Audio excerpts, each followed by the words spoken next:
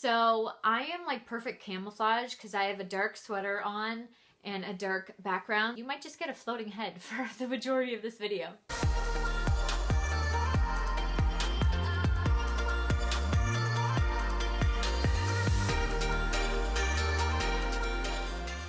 Hello everybody, it's Kristen here. Welcome back to my channel. Today I am going to be sharing my September wrap-up. So all of the books I read in the month of September. I'm going to start things off a little differently, and I'm going to list all of the books I read and what I rated it in the order that I read them. And then I will go into more detail about each book individually. So the first book I read in the month of September was The Deep by Nick Cutter, and I gave this book 3 out of 5 stars. The next book I read in the month of September was Harry Potter and the Philosopher's Stone by J.K. Rowling. I gave this book 5 out of 5 stars. I then read Eragon by Christopher Paolini. This is book 1 in the inheritance cycle. I gave this book 4 out of 5 stars. And then I just finished Today, and Then There Were None by Agatha Christie, and I gave this book 4.5 out of 5 stars. Now to jump into little reviews of each book. The first book, The Deep, as I said, I rated it 3 out of 5 stars. So this was a book chosen for the book club Dying to Read, hosted by April from Getting Hygge with It. This book was a horror thriller, and the basic premise of the book is there is a disease on the planet called the Gets. There is a cure for this disease at the bottom of the ocean. The story takes place with our main character, Luke, as he goes down to the depths of the ocean to figure out this cure and to help all the scientists there. I did enjoy this book for about 3/4 of it. I love the setting of it. I liked the isolation and the claustrophobia you felt while reading this book. The author was really building up the ending, and I was expecting something spectacular, but the reason why I rated it 3 out of 5 stars is because the ending was pretty disappointing for me. It ended up being a really easy way to wrap things up and nothing really interesting. I wouldn't suggest picking it up if you like more climatic endings. But if you want to just pick up a horror thriller for the heck of it, then you probably will enjoy it. The next book I read was, as I said, Harry Potter and the Philosopher's Stone. This is book 1 in the Harry Potter world. If you don't know what Harry Potter is about, basically we are following our main character, guess his name, Harry Potter. He is a wizard, and basically this story takes off with him discovering he's a wizard and going to wizarding school called Hogwarts, and that's basically the series. It has so much to it. There is a Harry Potter readathon that I am participating in. It's pretty much hosted on Instagram. I'm just going to put this out there. If you want to join me and those on Instagram doing the Harry Potter readathon, you are welcome to join us.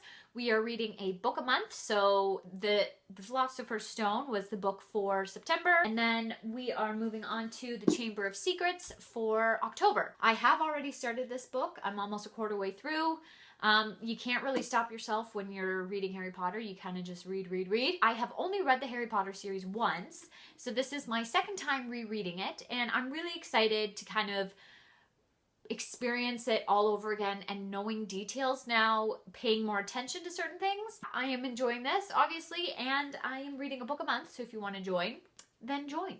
The next book I read in the month of September was Eragon by Christopher Paolini. This is book 1 in the inheritance cycle. This is a young adult fantasy series focusing on dragons and dragon riders. So as I said, I gave this book 4 out of 5 stars. I really enjoyed it.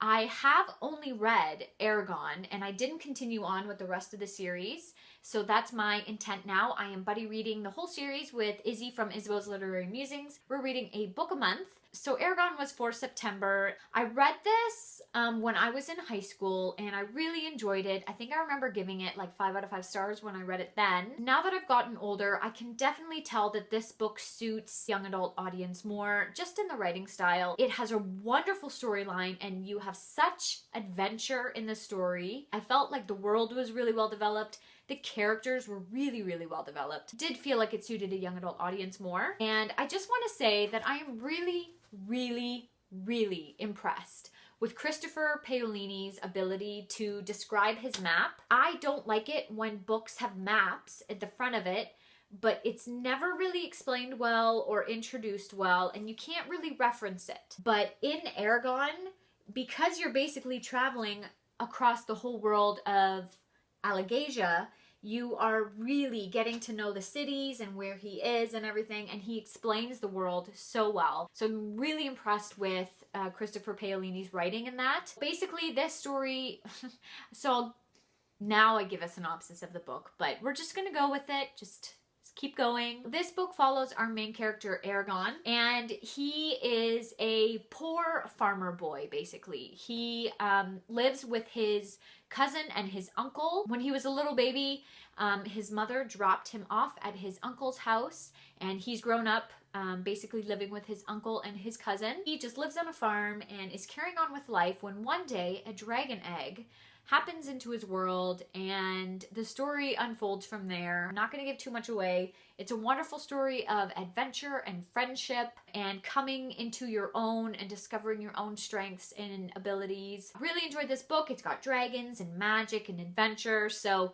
if that appeals to you, then pick this up. The last book I read in the month of September, which I just finished today, was And Then There Were None by Agatha Christie. This is a murder mystery novel. It is one of the shortest books I've ever read. It's 173 pages. My buddy read this with Jen from Jen the Librarian and April from Getting Hygge with it. They actually were planning to do this buddy read together, and when they mentioned it in one of their videos, I was like, oh my gosh, I was wanting to read that this fall. Can I join?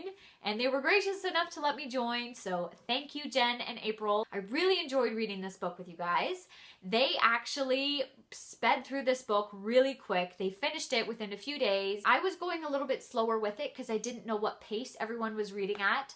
And then when they said they both finished the book, I was like, permission to binge read the book. So I basically took a study break today, which I'm not going to mention how long my study break was. And I finished the book, and I really, really enjoyed it. I gave this book 4.5 out of 5 stars. Basically, this story follows 10 people who are invited to this island called Indian Island, and basically murders start happening, and they have no clue who the murderer is, and they are actually starting to suspect that one of them is one of the 10. Really great story.